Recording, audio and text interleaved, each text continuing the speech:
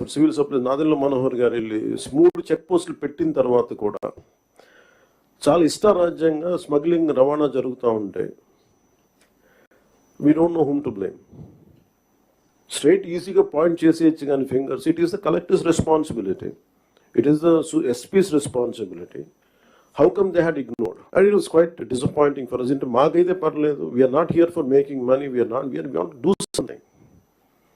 And that, as I said, the rot begins when wild actions are received calmly by society, and ilanti wild actions chuskunta unte and the country will disintegrate no sooner.